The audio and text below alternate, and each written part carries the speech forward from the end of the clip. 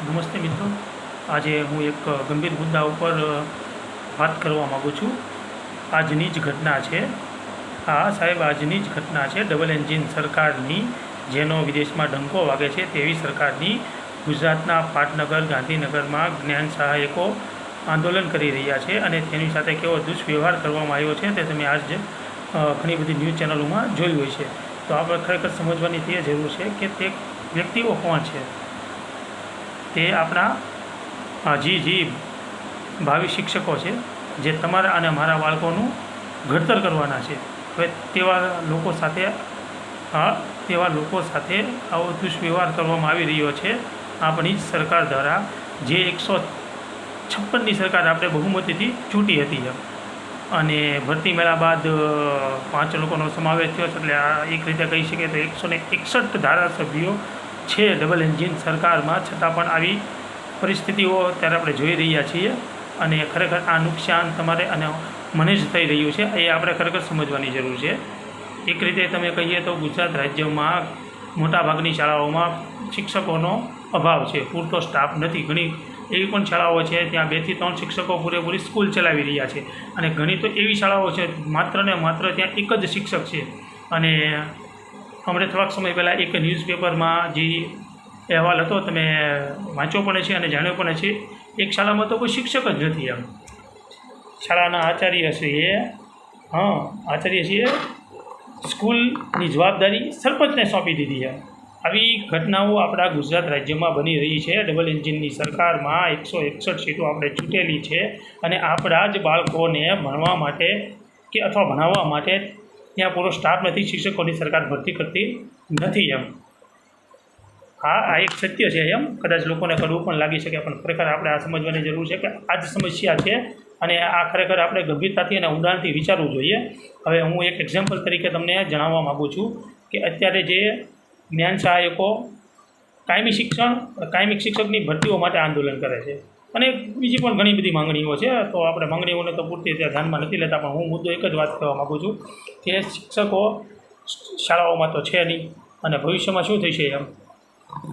શિક્ષકો ન હોય ત્યાં બાળકો ભણવાના નથી, વાલી હોય તેમને સ્કૂલે મોકલવાના નથી અને પછી એવી ઘટના બનશે કે સરકાર જ કહે છે કે જે તે સરકારી શાળામાં પૂરતા બાળકો જ નથી, વિદ્યાર્થીઓ જ નથી જે ભણવા આવતા હોય, તેના કારણે અમે સ્કૂલ બંધ કરીએ છીએ. એવું થવાનું છે અને પછી શું થશે, સ્કૂલ બંધ થશે તો ત્યાંના વિદ્યાર્થીઓ ભણવા માટે તે વાલીઓ પ્રાઇવેટ સ્કૂલમાં મોકલશે, જે મોંઘી દાટ ફીસ ચૂકવશે, કેમ કે બાળકોનું ભણતર તો મહત્ત્વનું છે. થશે ને એવું. અને આમ આદમી સામાન્ય માણસના બજેટ ઉપર કેટલી અસર પડશે. એક ગંભીર મુદ્દો છે, વિચારવો જોઈશે આપણે, જે આપણે આજ સુધીમાં કદાચ વિચાર્યો નથી ને તેના જ કારણે આવી બધી ઘટનાઓ બનતી રહે છે. આપણે સવાલ કરતાં ભૂલી ગયા છીએ. આપણે હવે સવાલ કરતાં શીખવું પડશે. જે લોકો આપણા ઘર સુધી મત લેવા આવે છે ને તે લોકોને એ પણ સવાલ કરતાં આપણે શીખવું પડશે કે અમારા બાળકો માટે જે સ્કૂલ સરકારે બનાવી છે ત્યાં પૂરતો સ્ટાફ છે અને જો નથી તો તમે શું કરશો તેની માટે, અમારા બાળકોના ભણતર માટે. કેમ કે ભારતનું ભવિષ્ય જ સ્ટુડન્ટ છે, વિદ્યાર્થી છે ને. જો એ જ બાળકનું ભણતર વ્યવસ્થિત રીતે નહીં થઈ શકે તો ભારતનો વિકાસ કઈ રીતે થઈ શકશે. ખાલી વાતો કરવાથી તો ભારતનો ડંકો વિદેશમાં થવાનો નથી. જે અત્યારે ભક્તો જે કરી રહ્યા છે એ જ વાત હું કરવા માગું છું. તો ખરેખર આવું મુદ્દાઓ થશે. જે પણ શાળાઓમાં પૂરતો શિક્ષકોનો સ્ટાફ નહીં હોય ત્યાં ધીરે ધીરે કરતાં વાલીઓ વિદ્યાર્થીઓને ત્યાં ભણવા જવા દેવાના નથી અને એની આસપાસ કોઈક પ્રાઇવેટ શાળા ખુલશે અને ત્યાં બાળકોને ભણાવતા થઈ જશે. મોંઘીદાટ ફી પણ વાલીઓ ભરશે, જેના બજેટ ઘર ઉપર અસર કરશે. આર્થિક સ્થિતિ અત્યારે બહુ નબળી છે, બેરોજગારી વધી ગયેલી છે, મોંઘવારી પણ એટલી છે. ગેસના ભાવની તમને ખબર છે, પેટ્રોલના ભાવની તમને ખબર છે, અન્ય ઘર ચીજ જરૂરિયાતની વસ્તુની તમને ખબર છે, તેલ દાળનો ભાવ પણ કેટલે પહોંચી ગયો છે તે કાંઈક તમને કહેવાની જરૂર નથી.